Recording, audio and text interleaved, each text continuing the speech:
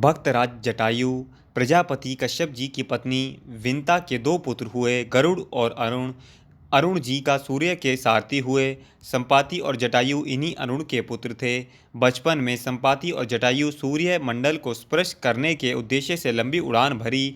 सूर्य के असहाय तेज से व्याकुल होकर जटायु तो बीच से लौट आए, किंतु संपाति उड़ते ही गए। सूर्य के सन्निकट पहुँचने पर सूर्य के प्रखर ताप से संपाति के पंख जल गए और वह समुद्र तट पर गिरकर चैतन्य शून्य हो गए। चंद्रमा नामक मुनि ने उन पर दया करके उनका उपचार किया और त्रेता में श्री सीता जी की खोज करने वाले बंदरों के दर्शन से पुनः उनके पंख जमने का आशीर्वाद दिया। जटायु पंचवटी में आकर रहने लगे। एक दिन आखेट के समय महाराज दशरथ से इनका परिचय हुआ और यह महाराज के अभिन्न मित्र बन गए। वनवास के समय जब भगवान श्री राम पंचवटी में पुण्यकटी बनाकर रहने लगे, तब जटायु से उनका परिचय हुआ। भगवान श्री राम अपने पिता के मित्र जटायु का सम्मान अपने पिता के समान ही करते थे।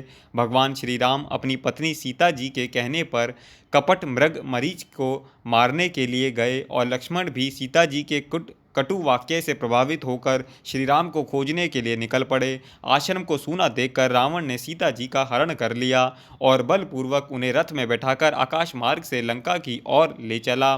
सीता जी के करुण विलाप को सुनकर जटायु ने रावण को ललकारा और उसके केश पकड़कर उसे भूमि पर पटक दिया। गृधराज जटायु का रावण से भयंकर संग्राम हुआ और अंत में रावण ने तलवार से उनके पंख काट डाले।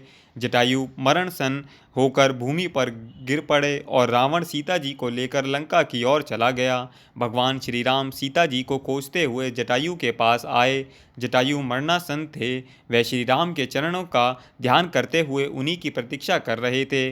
उन्होंने श्री राम से कहा, राघव, राक्षस राज रावण ने मेरी यह दशा की है।